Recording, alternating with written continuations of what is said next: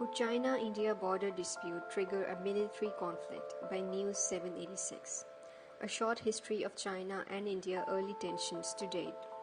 History holds difficult lessons for India. It suffered a humiliating defeat during 1962 border conflict with China. India says China occupies 38,000 kilometers of its territory.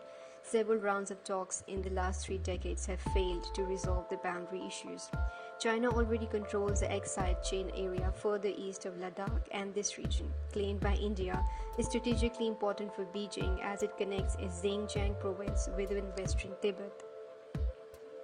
Following 1962 Sino-Indian War, tensions continue to run high alongside the Himalayan border shared by India and China.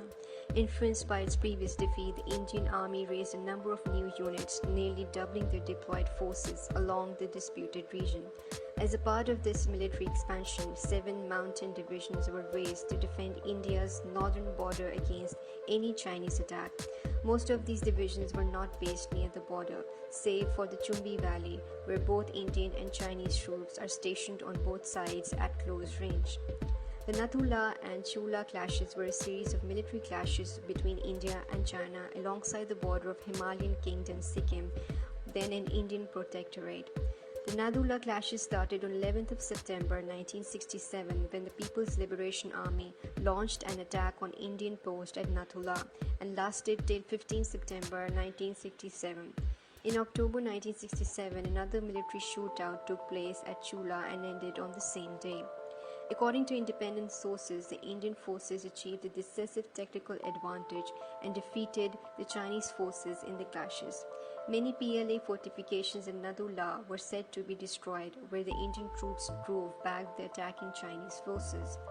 According in the morning of 11 September 1967, the engineers at Jawan Soldier of Indian Army started laying the trench of fencing from Nathu La to Cebu La along the perceived border. According to an Indian account, immediately a Chinese political commissar with a section of infantry came to center of the pass, where an Indian lieutenant colonel was standing with his commando platoon. The Chinese commissar asked the Indian colonel to stop laying the wire. Indian soldiers refused to halt, saying they were given orders. An argument started which soon turned into a scuffle. After that, Chinese went back to their bunkers and the Indians resumed laying the wire. Within a few minutes of this, a whistle was blown from Chinese side, followed by a medium machine gun firing against Indian troops from north shoulder. Due to lack of cover in the past, the Indian troops initially suffered heavy casualties. Shortly thereafter, the Chinese also opened artillery against the Indians. A little later, Indian troops opened artillery from their side. The clashes lasted through the day and night for the next 3 days, with use of artillery, mortars, and machine guns, during which the Indian troops beat back the Chinese forces. 5 days after the clashes had started, an uneasy ceasefire was arranged.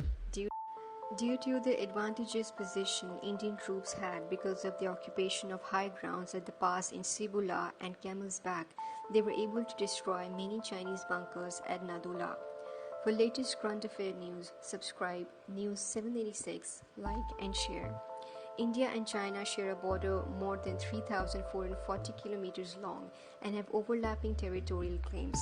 Their border patrols often bump into each other, resulting in occasional scuffles, but both sides insist no bullet has been fired in 4 decades. Their armies, 2 of the world's largest, came face to face at many points. The poorly demarcated line of actual control separates the 2 sides. Rivers, lakes, and snow caps mean the line separating soldiers can shift, and they often come close to confrontation. The current military tension is not limited to Ladakh. Soldiers from the 2 sides are also eyeball to eyeball in Nathu La, on the border between China and the northeastern Indian state of Sikkim. There is a row over a new map put out by Nepal too, which accuses India of encroaching on its territory by building a road connecting with China. The armies of the world's 2 most populous nations are locked in tense face-off high in the Himalayas, which has the potential to escalate as they seek further to their strategic goals. Officials quoted by the Indian media say thousands of Chinese troops have forced their way into the Galwan Valley in Ladakh in disputed Kashmir region. Indian leaders and military strategists have clearly been left stunned. In what seems to be an intelligence failure, India seems to have been caught off guard again. According to Indian media accounts, the country's soldiers were outnumbered and surrounded when China swiftly diverted men and machines from military exercise to border region. This triggered an alarm in India, and India has limited room for maneuver. It can either seek to persuade Beijing to withdraw its troops through dialogue or try to remove them by force. Neither is an easy option. China is the world's second largest military power. Technologically, it's superior to India. Infrastructure on the other side is very advanced. Financially, China can divert its resources to achieve its military goals, whereas the Indian economy has been struggling in recent years, and the coronavirus crisis has worsened the situation. The traditionally peaceful Galwan River has now become a hotspot because it is where the LAC is closest to the new road India has built along the Shyok River to Dulit Beg Oldi DBO, the most remote and vulnerable area along the LAC in Ladakh. India's decision to ramp up infrastructure seems to have infuriated Beijing. According to Chinese military, India is one which has forced its way to the Galwan Valley.